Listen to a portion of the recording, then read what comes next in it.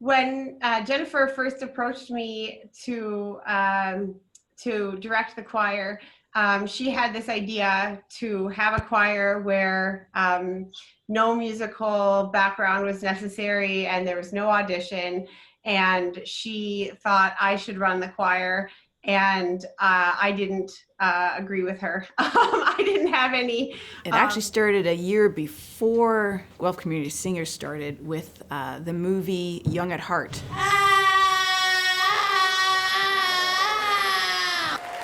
Darling, you've got to let me know. Which was a documentary about a choir somewhere in the States that had a fairly young director, but all the members, I think the average age was, 78 or something. I feel good. And a woman that I know named Marseille, Treen, saw it and she got inspired by it. And she put up posters all over town looking to start a community choir, and I saw it and showed up to participate that first night, and there were maybe 12, 15 people there. James Gordon was there, and we tried for a year to make it work in different ways, and it just fizzled, and the end of it came by March of the next year. Had been in September, and we were standing outside in the rain, having been locked out of the place we thought we had rented for a rehearsal.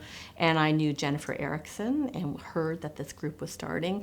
And I remember one very cold night in the rain with Jennifer. There was like 2 or 3 of us, and we were supposed to get together with choir, and the room was locked. So we were standing in the street and nothing happened, and we walked away. And I thought, oh man, this just isn't gonna happen. And we just decided to stop kicking that dead cat, and we were going to become Dictators. We were trying to be all inclusive and organic, and we said, no, let's just become Dictators. So 3 of us went on to form a little unofficial board. I spent some money and booked a rehearsal space at GYMC.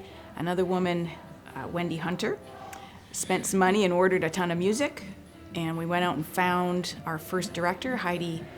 Then it was Heidi Gaytan. She became Heidi Bates. She was my daughter's band teacher at GCVI, and I figured anybody with the patience to teach grade 9 students how to play the clarinet and oboe would have the patience to teach adult singers.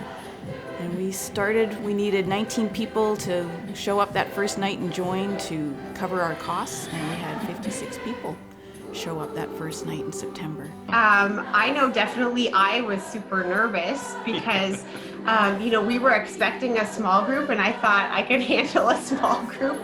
But having such a large group, I know for me, definitely there were a lot of doubts, that I wasn't going to be able to provide for them what they needed.